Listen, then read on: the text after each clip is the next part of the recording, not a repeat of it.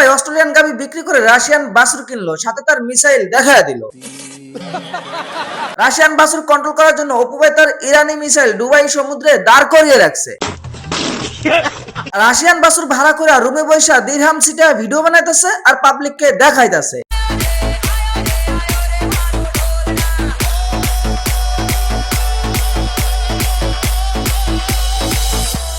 আবার সমুদ্রে যায় ভিডিও বানাইতেছে এবং পাশাপাশি তার মিসাইল দেখাইতেছে। কিছুদিন আগে অপু ভাই অস্ট্রেলিয়ান গাবি ভাড়া নিয়ে শো অফ করছে। বাট এখন অস্ট্রেলিয়ান গাবি সেল দিয়ে রাশিয়ান বাছুর কিনছে। অস্ট্রেলিয়ান গাবির ভাড়া একটু বেশি আর মেইনটেনেন্স খরচ একটু বেশি, তাই অস্ট্রেলিয়ান গাবি বিক্রি করে দিছে। আর এখন নতুন করে রাশিয়ান বাছুর ভাড়া করে এবং তার মিসাইল দেখা ভিডিও বানাতেছে। মাথা নষ্ট। অপু ভাই টিকটকার প্রতিবন্ধী, তাতে কি হয়েছে, সে কিন্তু পাবলিক অ্যাটেনশন খুব ভালো বোঝে।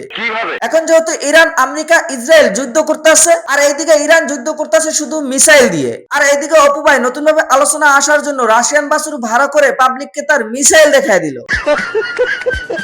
অনেক ছাত্রী অপু ভাইয়ের এই ফেক শো অফ দেখে আফসোস করতেছে। ভাই তোরা যারা এই অপু ভাইয়ের ফেক শো অফ দেখে আফসোস করো, আই থিঙ্ক তোদের ব্রেন আর ব্রেনের জায়গা নাই, তোদের ব্রেন চলে গেছে পুটকিতে। অ্যাকচুয়ালি অপু ভাইয়ের এটা তার রিয়েল লাইফ না, তার লাইফ হলো ভাড়াটিয়া। মানে সে ভাড়া করে মেয়ে এবং ভাড়া করা গাড়ি, এমনকি এই যে দিরহাম সিটে রাশিয়ান বাছুর নিয়ে ভিডিও বানাইতেছে। খোঁজ নিয়ে দেখেন রাশিয়ান বাছুর আর দিরহাম দুটেই ভাড়া করা।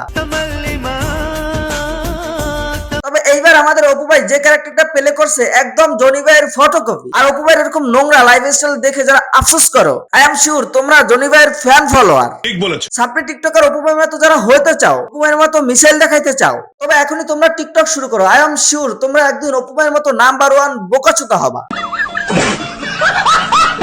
রিসেন্টলি আইডি রিচ অনেক ডাউন। যারা ভিডিওটি দেখার পর লাইক কমেন্ট শেয়ার করো না, তাদের কপালে কোনোদিন গার্লফ্রেন্ডই জুড়ে না।